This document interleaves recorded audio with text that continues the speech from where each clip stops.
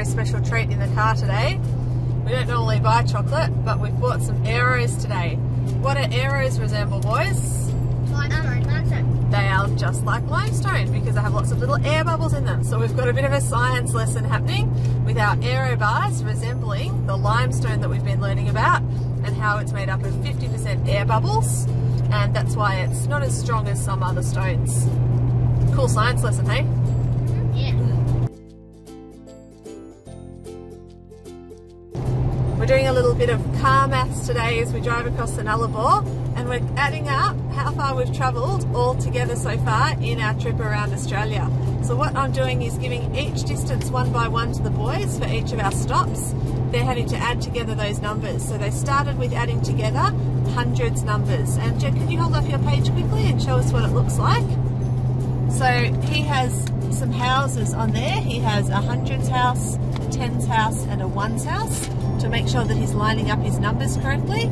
He's adding them together and then I'm telling him where he reached for that destination. And Alex, you've got yours the same, don't you? Yep. Harry has a little bit of a variation. Can you show us your page, Harry?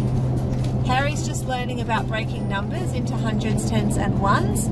So on his page, he's just writing down the distances for each number within the houses that they belong to. And we'll see how far we've travelled all together. Harry and I are here playing Target 100 again today, but this time we're doing it with the variation. We have to take away the biggest number from the smallest number. We're practicing our takeaways, but Harry has ended up with six take away 6, which equals 0. So that's 0 moves this time. Sorry, Harry. It's already happened to you once. Yeah, it did. So Harry has picked up an 8 and a 6, so it's 8 take away 6 equals 2. So you've moved on 2 there, Harry.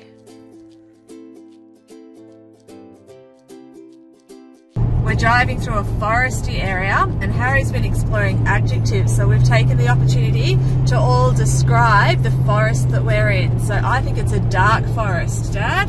Spooky! Alex? Creepy and gigantic. Oh yeah, Jed? Picturestic. Harry? Thick. A thick forest. That tells me Good there's one. lots of trees. So that's a quick lesson that we can think about our adjectives and one that we can describe things while we're in the car. Nice and easy. I hope it's not a spooky forest.